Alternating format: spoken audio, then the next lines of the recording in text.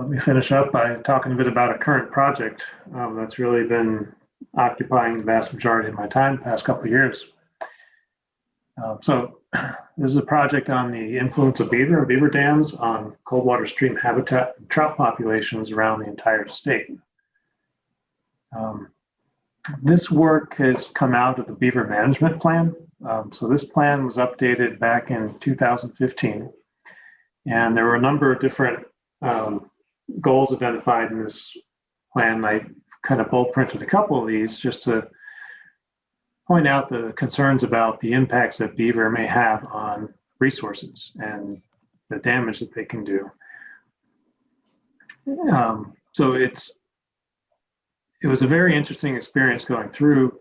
I participated in the whole process of updating this beaver management plan. There are so many different perspectives and opinions about beaver. But again, the one thing that really came out of it was that there is a concern that beaver can do damage to different resources in the state. There has to be a part of the plan that helps manage those concerns, and that kind of comes into the beaver control and the trout program in the state. Some of you may remember we did a public engagement survey on trout management. Jordan Pachenik was our social scientist who took the lead on this effort. And it was probably almost maybe 9 years ago or so that this went out. And we put some questions in there about beaver management on trout streams. And there was a section here about trout stream programs, and there were a couple questions about one of them, related to the beaver control program, and the other programs, I think, were the stream habitat restoration program and our wild trout stocking program. But getting a sense of how familiar people are with these programs, and if they are very familiar with them, are they satisfied with them or not?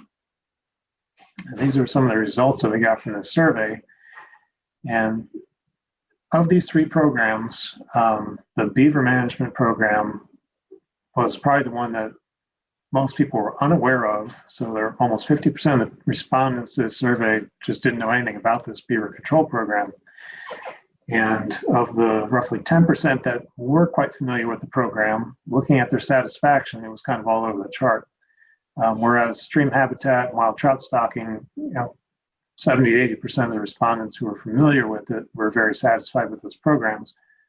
With beaver control, some people love it, some people hate it, and there's not quite as many people in the middle with no opinion on it. So again, this beaver control program, for those of you that aren't familiar with it, it's, depending who you ask in a DNR, it's one of the most cost-effective and important programs we have. It involves a contract that we have with Wildlife Services, APHIS, the government acronym, that for a designated list of trout streams around the state, they maintain free-flowing conditions. So if there are beaver found on these streams, they'll trap the beaver and remove them, and remove any of the dams. This doesn't preclude people, recreational trappers and so forth. So the APHIS control work is typically going on outside of the trapping season. But this is a map kind of showing the distribution of these streams around the state where we do this beaver control work. The blue streams are ones that are supported by DNR money. The few green ones up north, that's U.S. National Forest Service taking care of those. So, one of the things that came out of the beaver management plan, again, was a lot of questions raised about the beaver control program, particularly coming from the wildlife side. And we, kind of took our cue from that to define our study objectives. So basically quantifying the effects, both positive or negative, of beavers, beaver dams, and beaver dam removal on cold water stream habitat and trout in all the different ecoregions and beaver management zones across Wisconsin. I didn't throw many slides in here about the history of the beaver and trout research, but one of my predecessors at Avery had done a 18-year study back in the 1980s, 1990s, up on the North Branch of Pembonwan in Marinette County. And much of the beaver control program is based on his work in that part of the state. But again, that was only one part of the state. And part of the reason for doing this study is to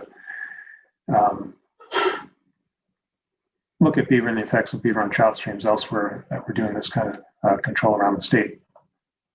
So there are 3 different approaches that we're taking to this study, and 2 of these are experimental. One of these is allowing beaver recolonization of free-flowing streams. So taking a selection of these streams that we had been controlling beaver on for the past however many decades, removing beaver control and seeing if beaver come back and will do their thing. So we have a number of streams that we're taking that approach on. Also trying to go about it the opposite way, taking streams that are currently colonized by beaver, removing them, and restoring free-flowing conditions. This approach has been a little more problematic in that we've done so much control of beaver on our better trout streams that we just don't have many trout streams that have a lot of beaver dams on them. So I'll get into that a little bit more in a bit. And then the third approach, using historical data to compare trends in streams that have been maintained free-flowing versus those that have not had targeted beaver control. So we set this project up, worked very closely with fish management. This is a list of many of the fish biologists. I probably should review the list. There might be some others that have since joined on, but I haven't listed here. But basically working with biologists around the state to help identify potential study sites. And I can tell you, having worked with many of our biologists around the state, even they have many different opinions on beaver and beaver control. Certainly there are people on one end of the spectrum that are, beaver are totally bad and we got to keep them out of our trout streams.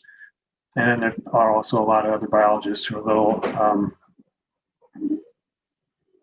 maybe not as rigid a viewpoint and more open to experimenting on some of the streams to collect more data. But by and large, good support all around for this project, which has been very much appreciated by me. So briefly, some of the data that we've been collecting focuses on both habitat and fish. Habitat metrics, we're basically following the DNR's guidelines for evaluating fish habitat on streams. With the one exception, if you look back at this guide that Tim Simonson and others have put out, they specify when you're doing habitat surveys on streams to not do them near beaver dams. But obviously that's the whole reason we're doing this. So we are doing habitat surveys near beaver dams. But we're collecting data on water temperature, flow, different stream channel characteristics, pool riffle run distributions, the substrate composition, looking at canopy cover and riparian vegetation, and then also doing measurements on beaver dams themselves, their size and their distribution, and how water flows through them. There's a couple diagrams of different beaver dam metrics. So when we do see beaver dams on streams, we're physically measuring them and collecting data on them and how they change and how the water levels change in relation to the dams when flow levels change. For fish metrics, and all these sites, we're collecting index of biotic integrity data. So these IBI surveys involve all fish species. And this is important because if one way to see if beaver dams are having an effect on trout streams is if it's changing the fish species contribution. So if your dams are creating changes in the thermal class of the stream, you might expect to see a change in the fish species that you see there. So we're collecting IBI data, also collecting trout abundance and size structure data. And in a selection of streams, we're also collecting demographic rate parameters such as population growth, survival, reproductive rates, and movement probability. So basically tagging fish. Movement's one of the big issues that we're looking at. I think I heard somebody earlier in the discussion asking about that, and I'll have a little bit of movement data I'll show in a little bit. So a brief recap of my 2021 field season. I was very fortunate to have the same crew this year that I had last year. They did an amazing job. I had them out pretty much every week from beginning of April up until first week in November. And I was out there with them as well. We visited 41 streams this year, plus one lake. Had about 120 different stream visits. So many streams we did survey multiple times through the year. Did 146 fish surveys. 85 of these were specifically for trout. 61 of them were IBI surveys. We wound up measuring 112 beaver dams on 14 streams. It's not 112 different beaver dams. Many of these dams were measured multiple times over time. And then we did 58 habitat surveys and then also 10 these unmanned aerial survey for getting aerial images. This is kind of a new program within our science office at the DNR. I'll describe that in a little bit of detail as well. So I want to show a map of where we've been working. So the state's divided up into different beaver management zones. Zone A is north of Highway 64, west of Highway 13. Zone B to the east of Highway 13, north of 64. And then Zone C is south of that. Zone D is right along the Mississippi River, but we're not doing anything in that particular area. And most of our field sites are selected in areas where we have been contracting with wildlife services to do beaver control.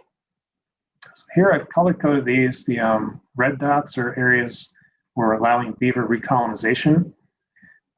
Beaver removal are shown in blue, and then there are a few control streams shown in purple. Those just happen to be control streams that we're specifically doing a good amount of work on.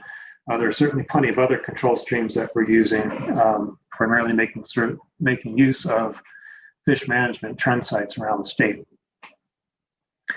I guess I'll describe the beaver removal streams, these ones in blue. Again, we've had kind of issues in finding appropriate streams to do that. We haven't done any of this removal yet, and these are three we're going to talk with wildlife services about this winter and potentially see if any of them might work. Number 11 is up in Florence County, Wakefield Creek. That's on Forest Service land. I've talked to the Forest Service about that, and they're supportive. Classified as a trout stream, we did a fish survey in there and only found one brook trout. So they're technically there, but it'll be interesting to see if restoring free-flowing conditions can actually make a significant improvement. Two of them in Lincoln County, working with Dave Seibel there. One of these is Armstrong Creek, which we had considered before, and I'm not going to move ahead with it because we didn't see any trout in that stream, but we're reconsidering again some of the headwater areas on the county forest land. So that's a possibility. And the other one is the Center Fork of the New Wood River, number 7 here. And we did do a fish survey on that. And I did find some brook trout in that water, but again, not a lot. Now I'm going to flip to the next screen and show the same map, where I'm going to overlay some yellow symbols on these beaver recolonization streams to show you where this past year we've started to see beaver dams show up. And I've highlighted these on the right in yellow as well. So from this map, it would seem like beaver have taken over the driftless area and have pretty much abandoned the north. We've only seen beaver on 2 of our study sites north of Highway 64. One of them, site number 4, up on the Douglas and Bayfield County border, is the Ounce River. And it's a stream with brook trout in it, but a lot of other fish species as well. So I wouldn't say it's one of your higher density brook trout streams by any means. The other one north of 64, number 15 over in Marinette County, that's Holmes Creek. And that's a stream that the DNR has historically done beaver control on. But Chip Long has offered that one up to the study, and there's been some beaver activity there. Again, some brook trout in that stream, but plenty of other cool and warm water species as well. And then seeing a lot of beaver activity in the driftless area. up in the northern part of the Driftless area, stream number 18 is Rocky Branch, a tributary to the Kinnickinnic River. Just a phenomenal, it's a very interesting stream. I've not been on it before the study. It kind of runs through the River Falls area. It looks like you get some really ripping floods going through there. But an upper portion of that is just willows everywhere. It just looks like a beaver paradise. And we are seeing beaver activity there right now. And then, again, most of our activity has been down in the southern part of the Driftless area. Many of you have probably seen the beaver dams on Elk Creek. Elk Creek is number 21 here. That's interesting in that it's a stream it's the first stream I started working on when I came to DNR years ago, doing some stream habitat restoration evaluations. And so I've kept up work on that stream since then. So I have a very long-term data set of both stream temperature and brown trout abundance. So a lot of good data before beaver dams have shown up. So that's been of intense interest. And then a tributary to Elk Creek, number 22, Tenney Spring Creek, seeing beaver activity there as well. And then 19 and 20 there to the west of Elk Creek is Tainter Creek and West Branch of Tainter, and we're starting to see some beaver activity there. And then down in Iowa County, number 23 on the Iowa and Grant County border is Big Spring. And Brad Sims and Justin Haglund down that area had decided they wanted to, beaver dams showed up there and they wanted to leave them there in the hopes of restoring brook trout. So we included that in this study as well. And there's been quite a bit of beaver activity on that stream. And then number 27 is Williams-Barneville Creek, which runs through a piece of property owned by the prairie enthusiasts. One of my former DNR colleagues who did prairie work alerted me to the beaver dam showing up on that stream. So, hey, Matt. Yep. Is there a reason there's no beaver dam info in the Central Sands region? Yep. I will go back a couple slides.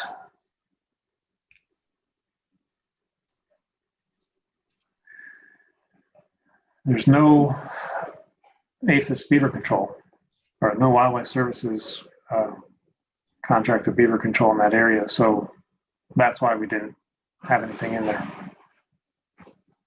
Okay, makes sense.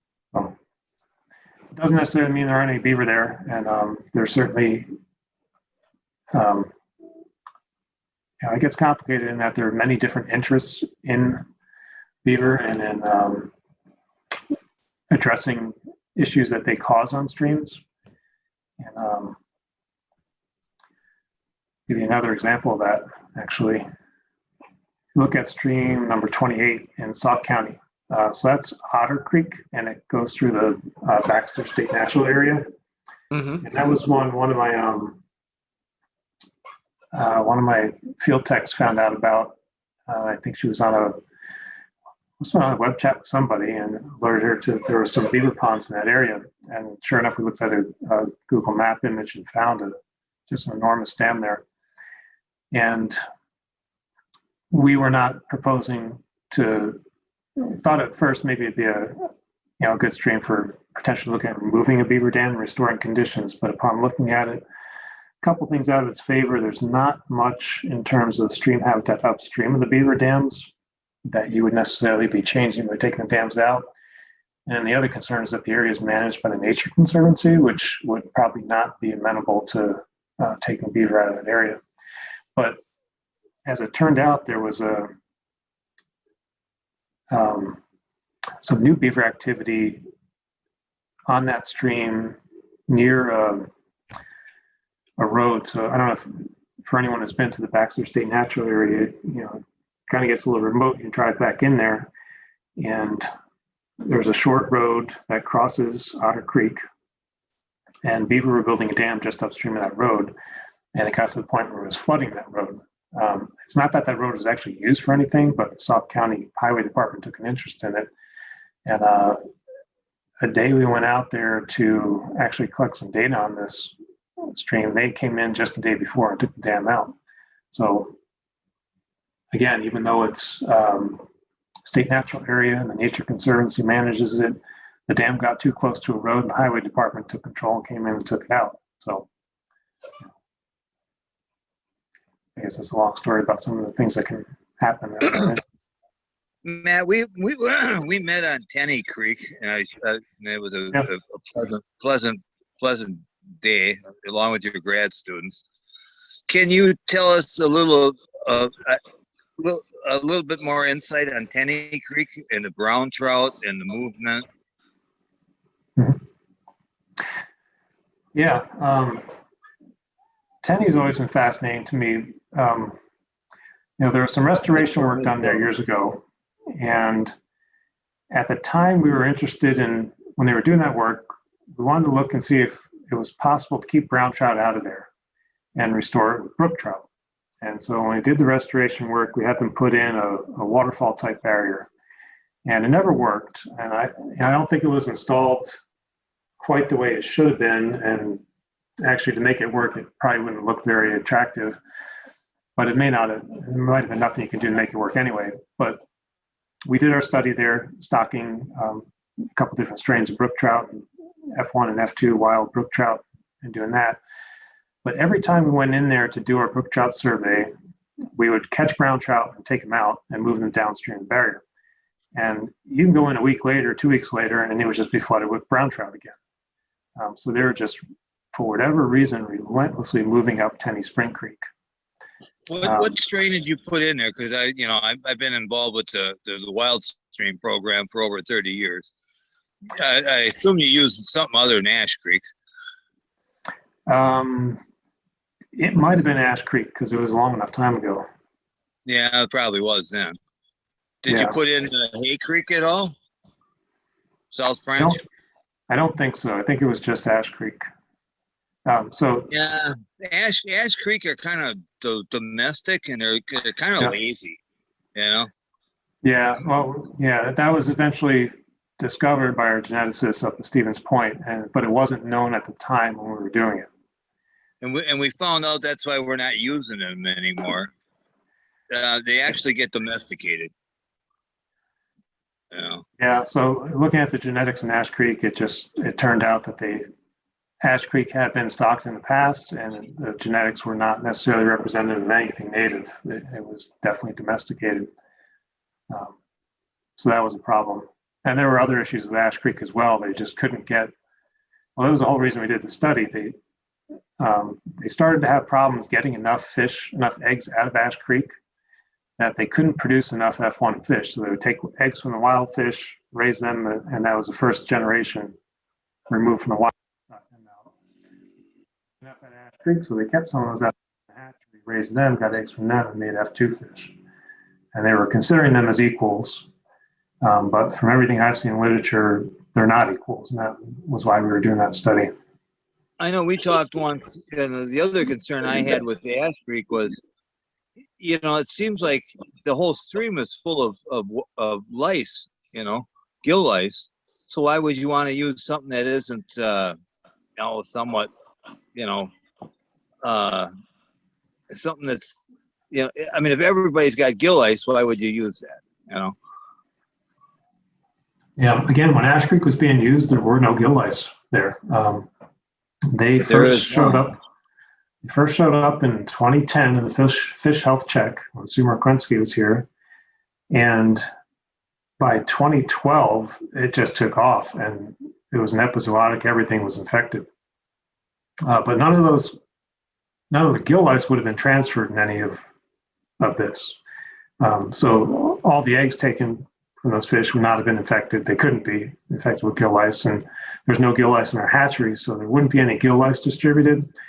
But at worst is if for some reason there was something about the genetics of those fish that made them very susceptible to being infected, that would be a problem.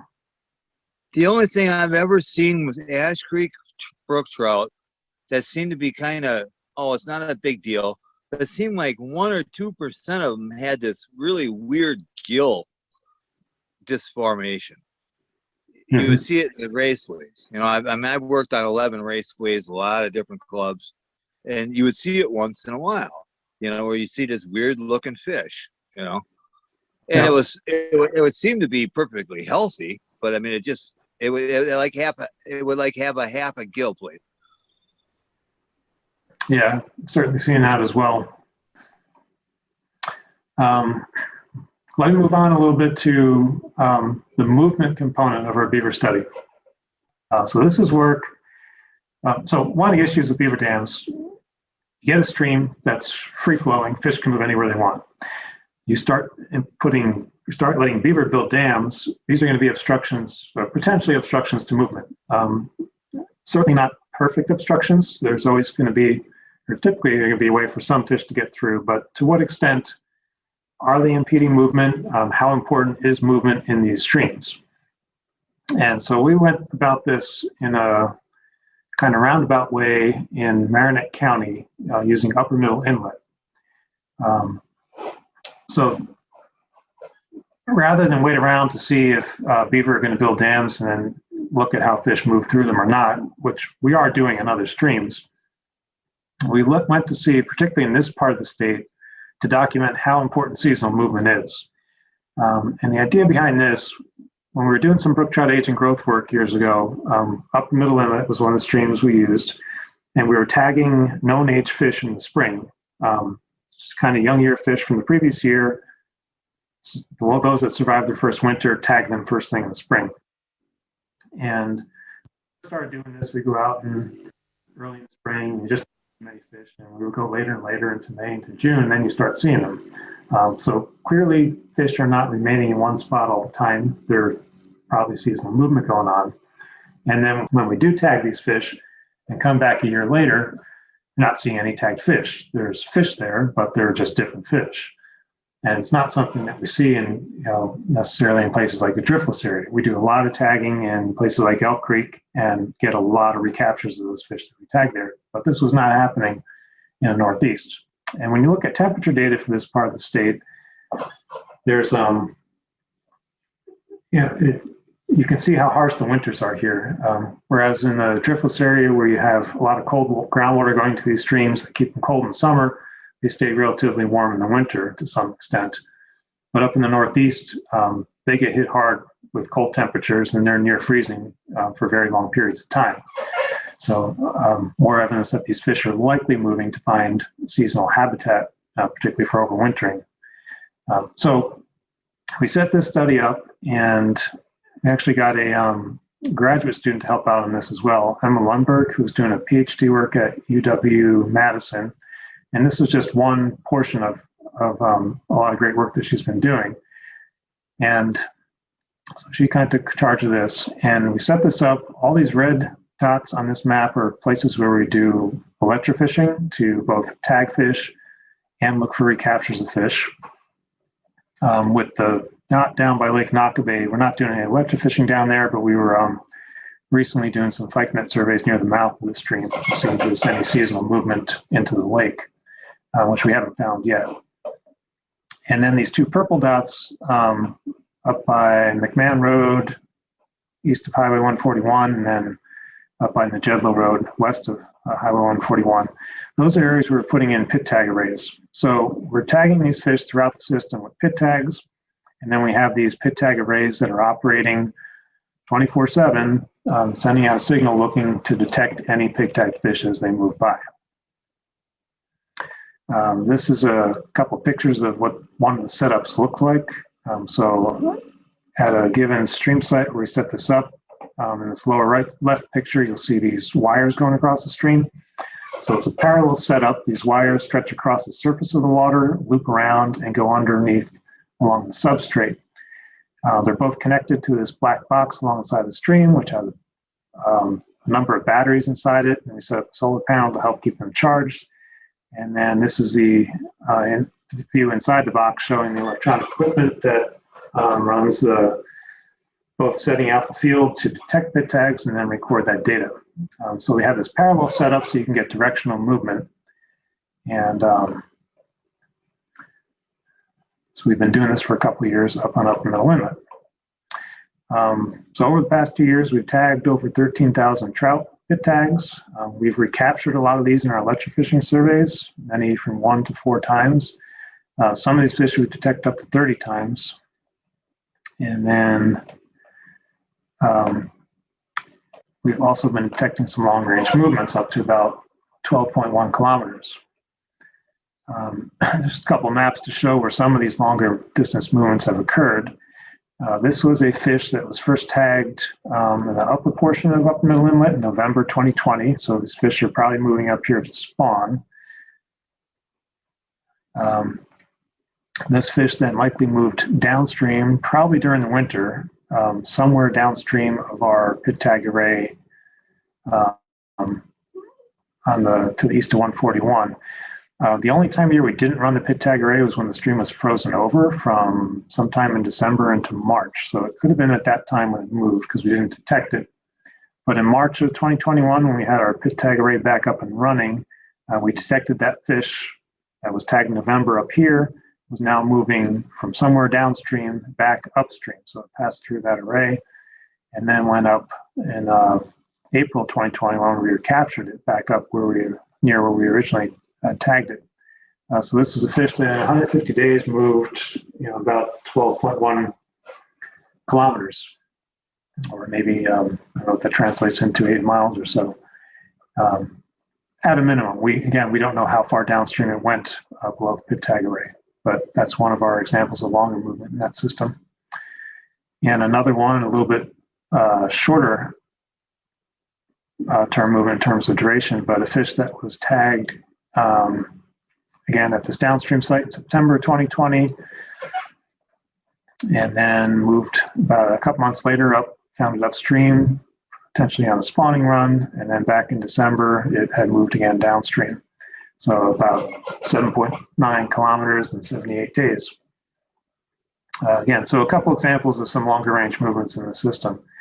And again, this is one way of detecting it, tagging and recapturing fish, also seeing it in terms of changes in size structure of fish that you see.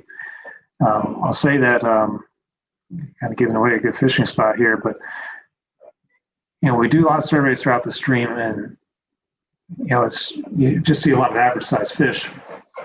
But when we surveyed kind of upstream of 141, I don't know if my cursor is showing, but in this area here, in the fall, it must have been a spawning run, because at one particular point, we just caught these just gorgeous, 14, 15-inch brook trout moving up through here.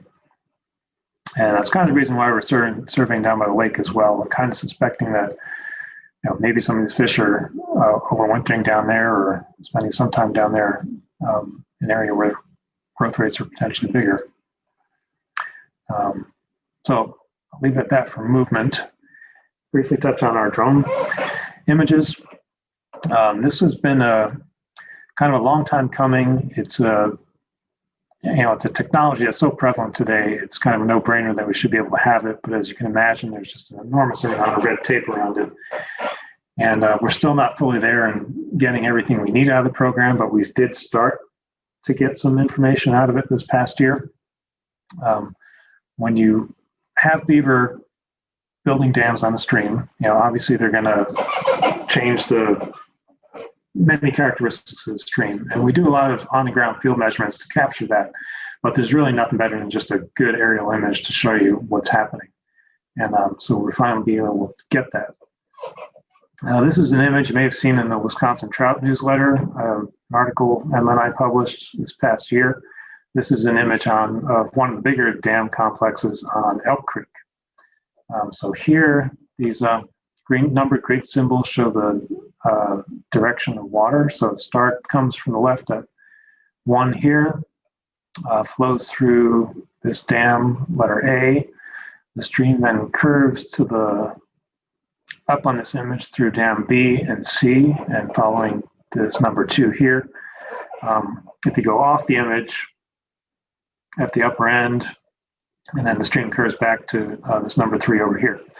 There's also this big dam, letter D, where there's this big kind of curve in the pond here. And there is some water flowing through here, but probably more so during flood events than not. So you do get some of these small channels where number 4 is here. The Beaver Lodge is indicated with this pink symbol with the L on it, and then there are some food caches, these symbols with F. So again, this is a, you come into an area like this to try to get on the ground physical measurements of the stream channel, how wide it is, how deep it is, which direction it's moving, and so forth. It's a challenge when you're doing it on the ground, but you get an image like this from the air, and it all kind of comes together what's happening there. This is another example of an aerial image. This is on Williams-Barneville Creek. There are a couple small beaver dams in the stream. They're not in this image. So this is an image of part of the stream that's not influenced by beaver dams. And then this is an image of Armstrong Creek up in Lincoln County. So again, this is one we're potentially thinking about removing beaver dams on to restore free-flowing conditions. This might be quite an undertaking, and we'll have to have a lot of discussions with a number of different people about doing it or not. Here you can see kind of in the middle of the image, this very long beaver dam, which is backing up all this water upstream of it. So this is I can tell you, this is a part of the state where beaver are not looked upon too fondly in terms of what they do to trout streams. Again, you wouldn't expect to see something backup of this nature in the driftless area stream, just because the geology of the area is so different. But this is what you see in Lincoln County. Finish up with a few images from a few other streams that we've been working on in this project, and show you some of the substrate data that we've been collecting.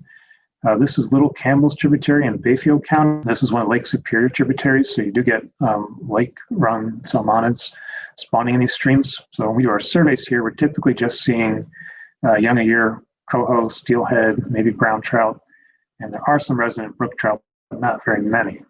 And one of the interests of Paul Piszczek, biologist up in this area, is seeing if you do get beaver dams in some of these streams, if you can get a kind of build up a resident brook trout population to fish. And also trying to understand, do these dams have any effect on the production of these lake-run fish? This is on the right, some of the fish that we capture in these streams, and on the left, some of the substrate. So when you look at this, on the left of this bar graph is the stream length. So in about 100 meter section of stream, we then do these transects where we go across the stream and at 4 different points, measure the percentage of different of the composition of the substrate. So here, this is all color coded. When you see the greens and the blues, that's your larger substrate, your gravel, rubble, cobble.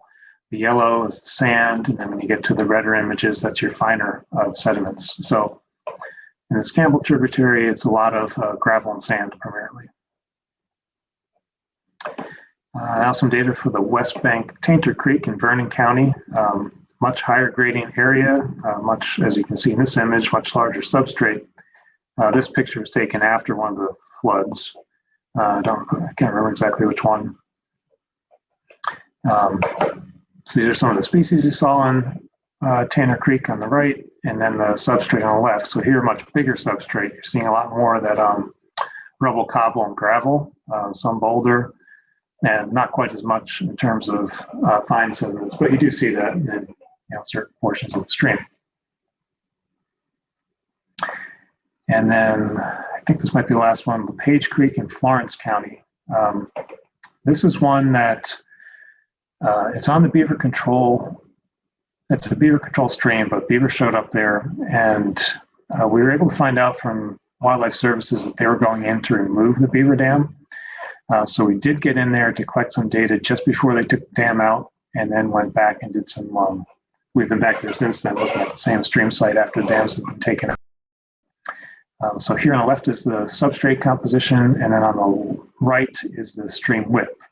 So on the right, where the 0 is on the vertical axis, that's where the beaver dam was located when this data was collected.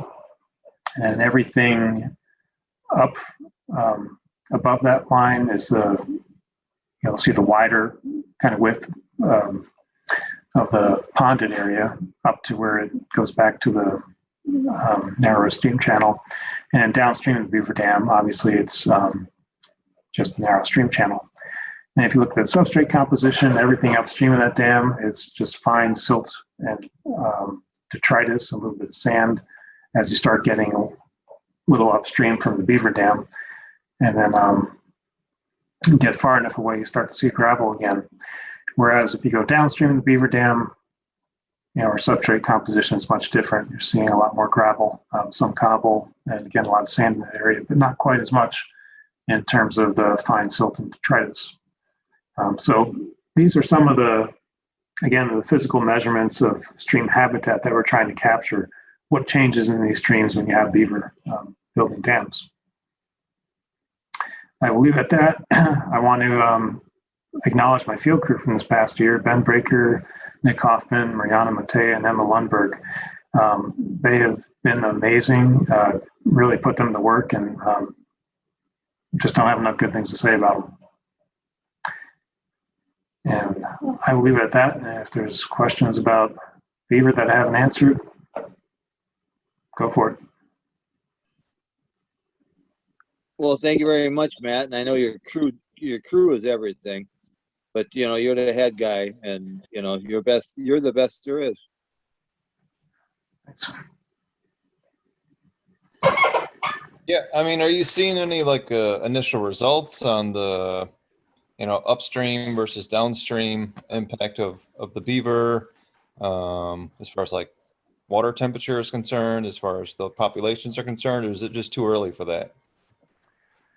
A little bit early. We have an enormous amount of data we collected this year, but we've been kind of working into early November, so I haven't had much chance to dig into it just yet. Unfortunately, we haven't been seeing too much in the way of beaver activity up in the northern part of the state, so we're kind of limited on what we can say up there just yet.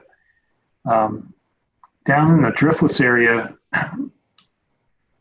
we've done a lot of temperature measurements. I have a long-term data set for Elk Creek and Big Spring to help in kind of putting into perspective what we see there. So that'll be forthcoming. But what I've seen so far, it does not look like any drastic changes in temperature. And I think probably a reason behind that just has to do with the variability in spring inputs that we see into these streams. On Elk Creek, there's I showed you an image of some dams. There are some more dams upstream from that on a DNR owned land. And right at where one of the main beaver dams is there's a very cold tributary that comes in. So it's just dumping cold water in there.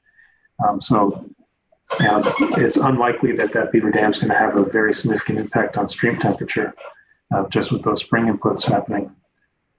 But you go into other streams like Ounce River up in Bayfield and Douglas County, that's somewhat more marginal trout water.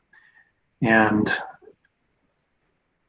there's, I don't have the images here right now, but there's some beaver dams upstream of Highway 27 on the upper portion of Ounce River. And we've done surveys through there. I think one year we found a single brook trout. Last year we didn't find any brook trout up there. It was just all cool and warm water fish species. So again, are the dams warming the water such that I can't have trout there anymore? We'll be able to look at our temperature data and kind of get a sense of that over time. And then, at some point, maybe it'll be worth reversing the situation and taking those dams out and seeing if you do recover stream temperatures by doing that. So I guess a long way of saying there's still a lot to learn. Matt, there's a lot to learn on Elk Creek. The dam you're talking about up at the DNR land, it's just a small little thing. It's small water, but when you get down to Bob Wagner's land, there's been numerous dams down there, and there's a huge supply of willows that, unless something's done, they're just going to have they're going to be happy at home, and that's where you're going to find a temperature change. You familiar with what I'm talking about? Below the yurt. Right. Yeah. I haven't had a chance to look at the data yet, but we did go out. And there's the DNR access on that property too. Bob sold that off. Right. Yeah. So we went in there, and that was at.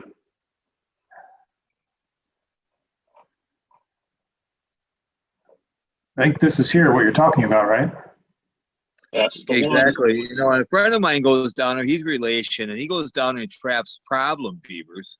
And he's taking some whoppers out of there. 50, 60 pounds. I think he got a 65-pounder out of there. These are big beavers. Which create a lot of offspring. Yep. Yeah. Well, I was going to say, in this section of stream, we went in here went in July, right before the really hot season this past summer, and put in about 15 data loggers. So we were putting them all over here, upstream of the dams, downstream of the dams, across these pools, some of them at the surface, some deeper. So I haven't had a chance to look at that data yet, but we've collected that to get a sense of, during this hot time of the year, are you seeing any warming occurring here? Preliminarily looking at data elsewhere throughout the stream, I'm not expecting to see any significant warming occurring.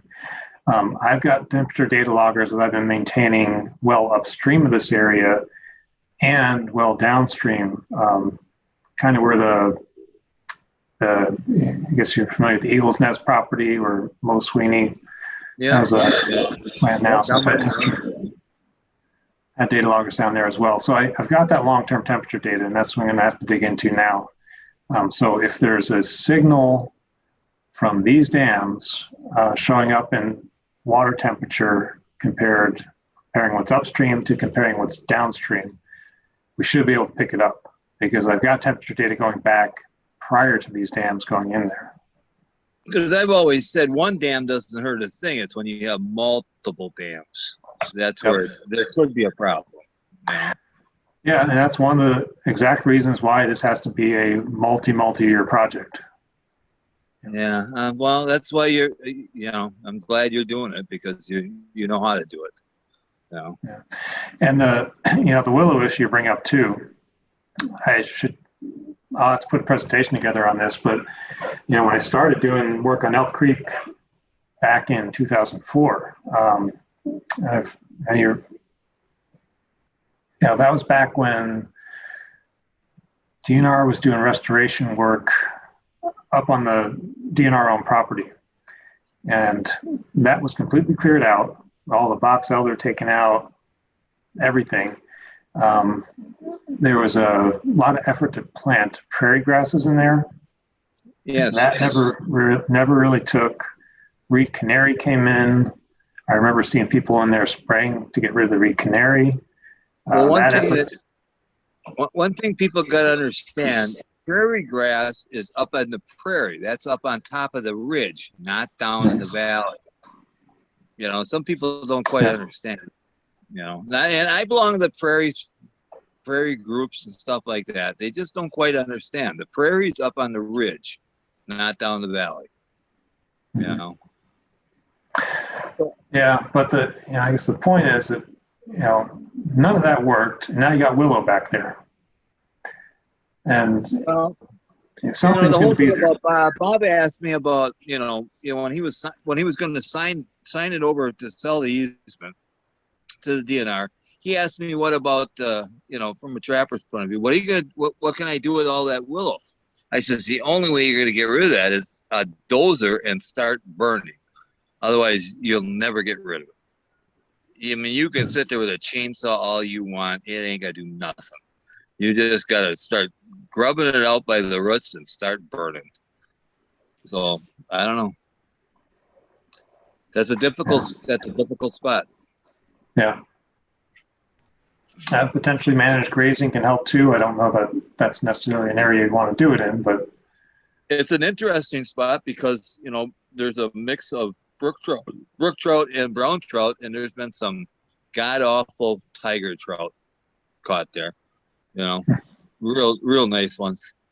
And, you know, real nice brook trout, real nice brown trout.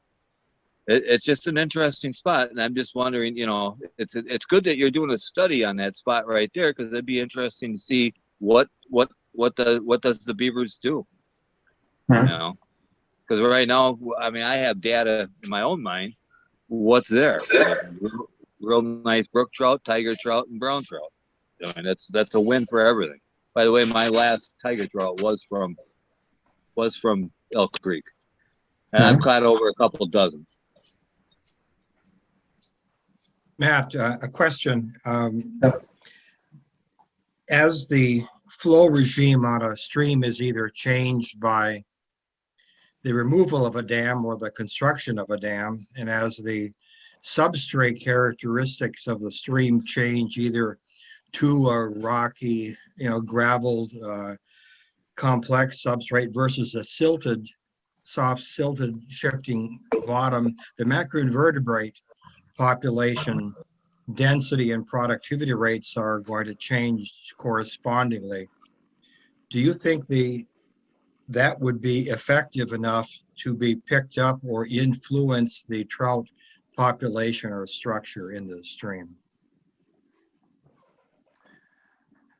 That's a good question, and I don't know if I have a good answer for it.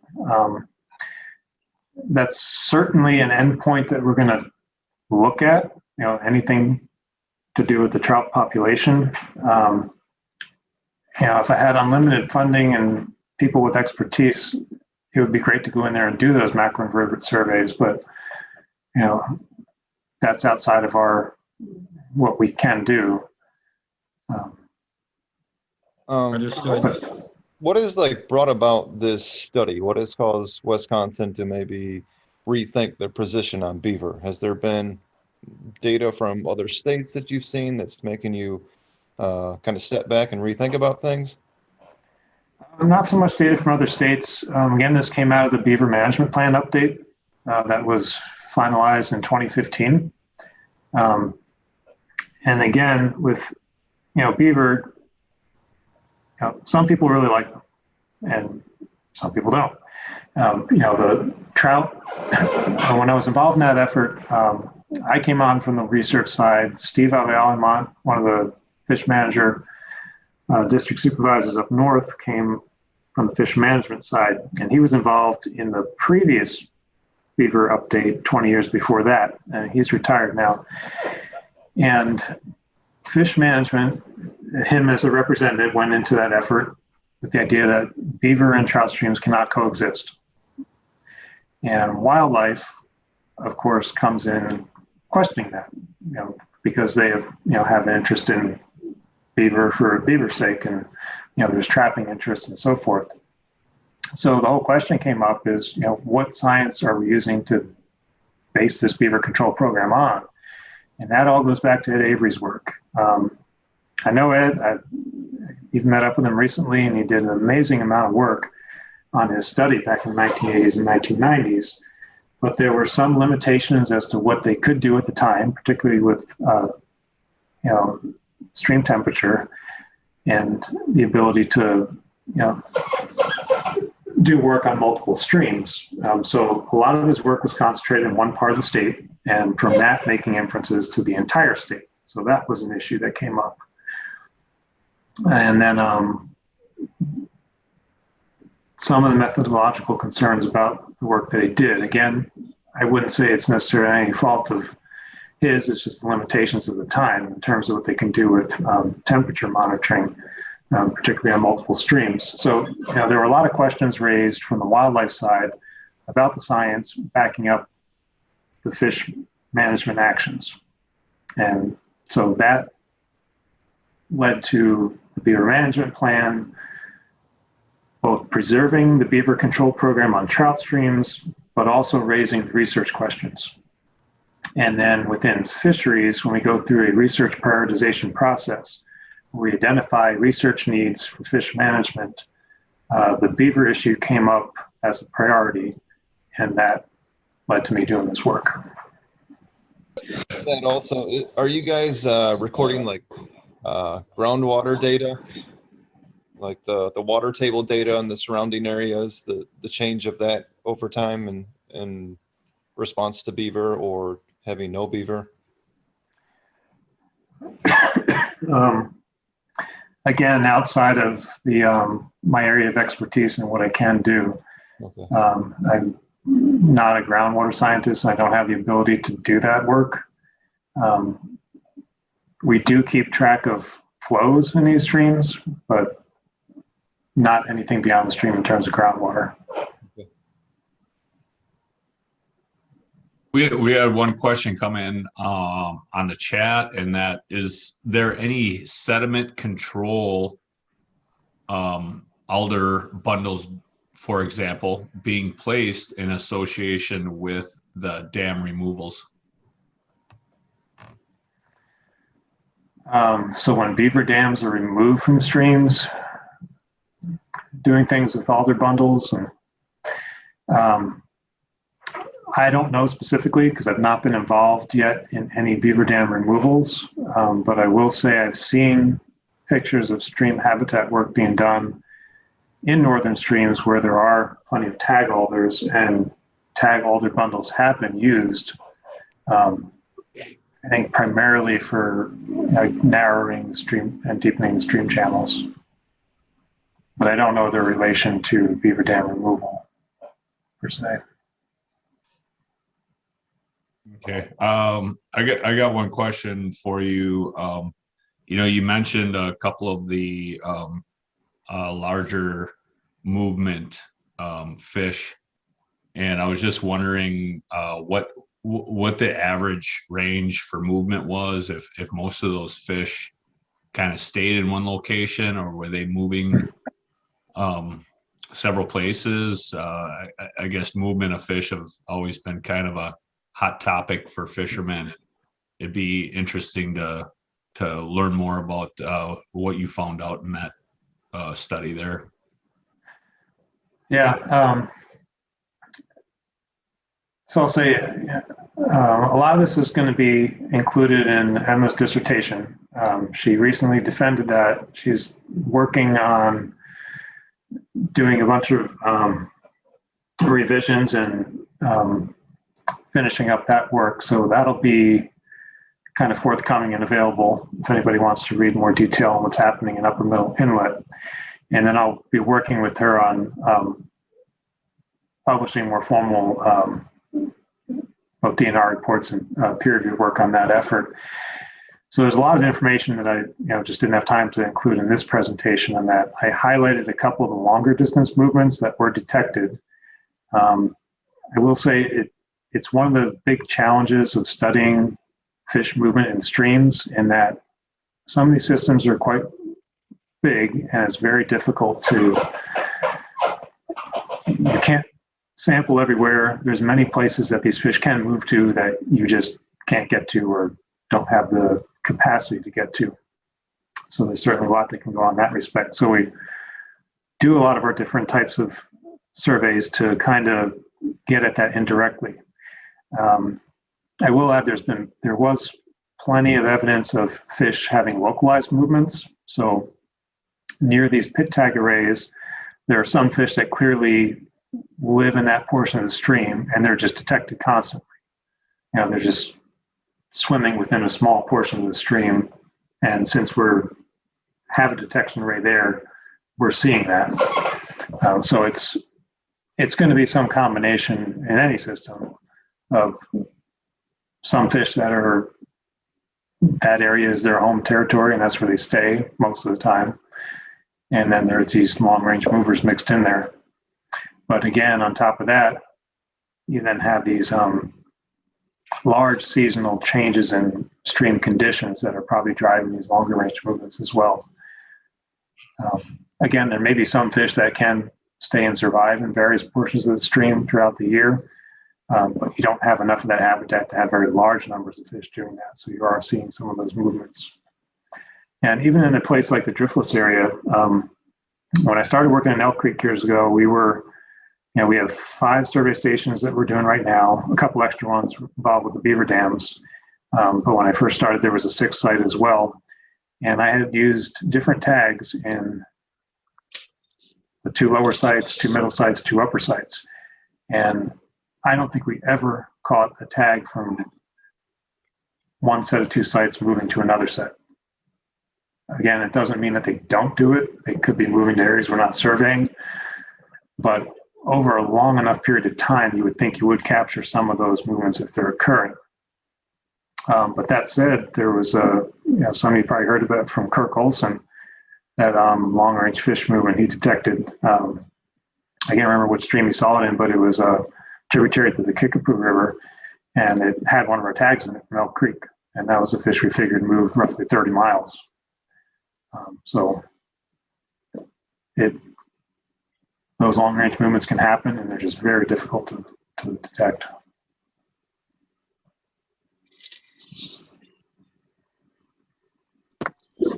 So I know that just in general, like with research, like obviously money is an issue, but have you had the opportunity to look at like historical hydrology or historical geology of the land to see like where like braided streams would typically be, or like where historical dams would leave sediment in the past? And is that like anything that you're doing in this study? It's nothing that I've done. And I guess it remains to be seen if we'll be able to do that. Again, there's just so many fascinating questions that we could be looking at, and we just can't do it all. I will add, there was a earlier question about what prompted this research, if there was anything from other states. There was a really good review paper, perfect timing, that came out maybe a couple years ago now out of Minnesota, that pretty much described a lot of the research gaps pertaining to beaver in the upper Midwest.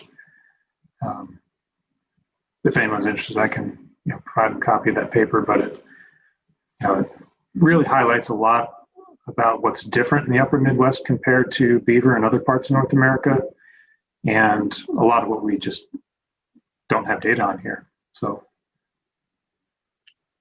I hope this project that we're working on now is going to fill in some of those gaps. And then just a question, because I'm like, I don't know, I said in the chat earlier, I'm a senior at UW River Falls in the field biology fisheries department. And recently they've found warm water species above the dams on the Kinnickinnick. Is there anything that you would do if you started to see warm water species move into the cold water streams because of the warming water affected from beaver dams?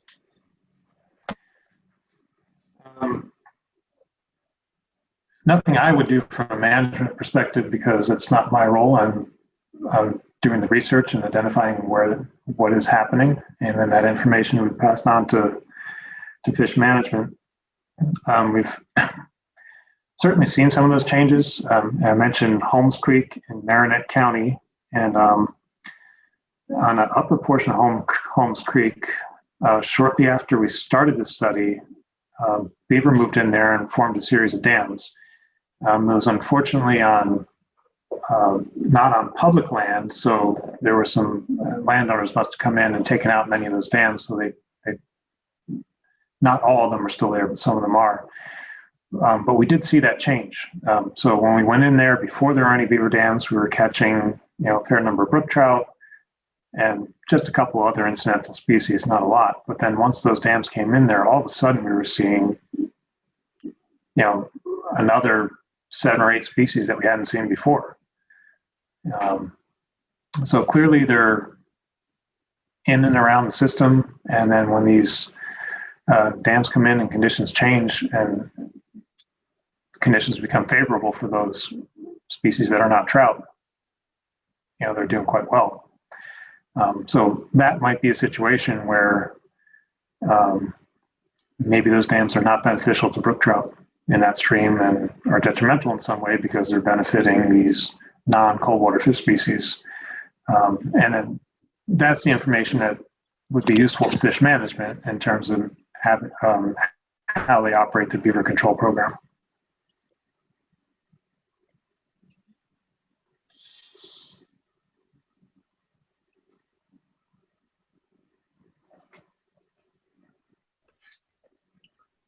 I get a question earlier. Rory asked about, the nothing in the central area, and you mentioned the fact that there was no beaver control rivers in that aspect, and I was just wondering why you did not do any studies on the areas that had no beaver control in the past.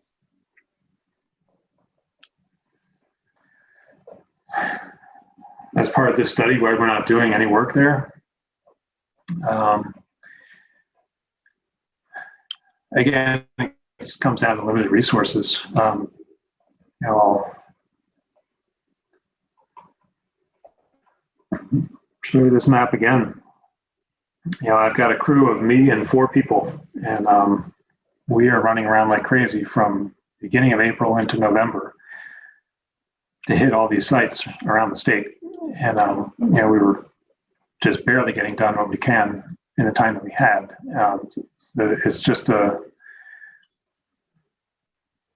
we can't do everything, and there has to be some kind of limit. And, as I said, there's just so many fascinating questions that could be answered about beaver and trout streams, and not just pertaining to trout, but, we have to keep ourselves focused on what we can reasonably accomplish, and keeping fish as an endpoint and stream habitat as an endpoint.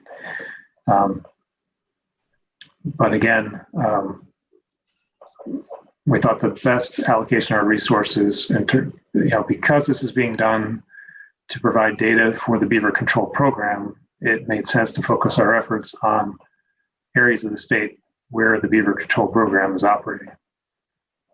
So. Hey, Matt, this is Rory again. I did run across 4 new areas this summer with beaver dams, beaver populations that I haven't seen before. So we're seeing a lot more in that Central Sands region. I understand that you don't have resources in the area, but yeah, if you're interested in looking at any of those areas in the future, feel free to reach out to me. I'd be happy to share those locations to you and your team. Yeah, if you can send them to me, please do. Yeah, we'll do. Again, because if those are areas that have beaver dams now, it's been one of the limitations of the study is not having good stream study sites where there are currently beaver dams that can be removed.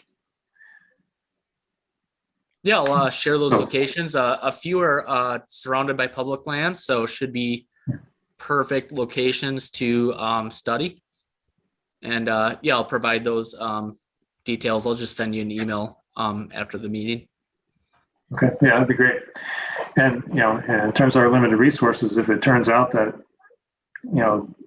that looks like a good candidate for addressing a portion of the study, we can simply reallocate our effort. If we're not getting results in other parts of the state, we have a lot of these study sites up in Zone A and Zone B on this map that we're just not seeing any activity on. And Okay. that's just the way it goes. And at some point, we might have to cut our losses on some of those, and it might make sense to switch to a place like you mentioned. All right, sounds great. I wish we could get you more resources, honestly, because I just feel like studying this kind of stuff is just important for not only us now, but for future generations. I actually also, I'm super active in Zone A. I'm from Burnett County. I do a lot of trout fishing myself. Actually, that's part of the reason I got into the fisheries department. And I do know a lot of areas and a lot of streams in that area that have active beaver and recolonization that get taken out quite frequently because of roads, but are also there and there's active colonies there. So if that's information that you would like, I can reach out to you and let you know. Yeah, definitely. it's always good to have that data just to kind of keep in our back pocket as potentially something that could be useful for a study.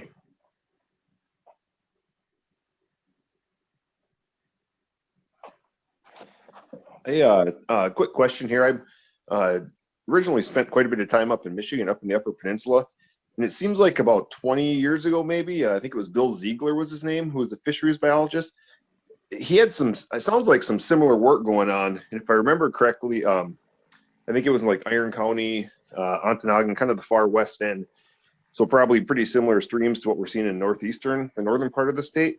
I don't think those studies ever, I think he retired and funding kind of dwindled away, but are you familiar with those at all, or are you, I'm not sure. It just seems like there might be some parallels between some of this work and some of that work that took place up there 20 years ago. And I don't know what results ever came out of that either. Yeah, I'm not familiar with it. I'll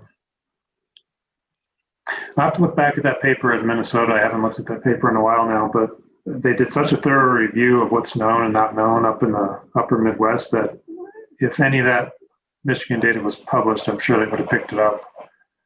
Okay. Yeah, I'm not sure if it was published or not. I know I'd read some things over time up there, but he did quite a bit, like I said, kind of Iron County, Ontonagon. Well, some of the watersheds pretty close to the border there as well, the Wisconsin, Michigan border. But okay. Yeah.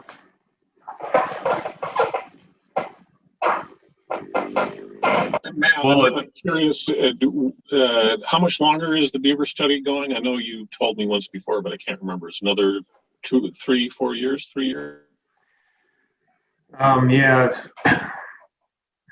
we were recently putting some DNR research summaries together and identified 2026 as a kind of rough completion date, but it's, as I was telling somebody recently, it's a flexible in many respects, and I foresee working on this project the rest of my career to some extent. Certainly not at the level I'm necessarily doing right now, but that there's certainly going to be interest in having some of these sites being studied for long term. One of the big concerns that some people have is that beaver might come and form a dam on a stream and build a pond and maybe grow some big trout, and everything looks great the first couple of years. But as you get on a number of years in time, the conditions change. Maybe the ponds fill in, maybe they warm up, maybe they don't. We don't know. But over a long enough time, maybe those those benefits you see disappear. And so not wanting to have a beaver control program based on a short-term data set that doesn't really capture what's happening in the long term. So in that respect, I think some of this project is going to have to go on for longer term. But that said, if on any particular trout stream that we're doing the study and we start seeing detrimental effects that are having a bad outcome on the trout population, then clearly there may not be a need to keep that up, and it makes sense to do what management needs to be done to make that stream better for supporting trout. And if that requires removing the dam and ending the study there, then that's the way it will be. So 2026 technically, but some of it will run longer. Thanks. How many of the long-term beaver sites do you have that beavers have had a population and have had dams in for a long period of time? How many of those do you have studying them? Right now, only 2. Elk Creek. I got to look back. I have photographs and data that kind of pinpoint when these dams showed up. I want to say it's back in 2016 or 17, but I got to confirm that. And that, I think that only happened because it kind of fell through the cracks for some reason. Maybe when Gene Van Dyke retired, and there was a gap in having a biologist in that area. And for whatever reason, beaver built their dams and they weren't taken out. And then when the study started, that was kind of a no-brainer to include that since we had such a wealth of data on that stream. And then Big Spring is another one.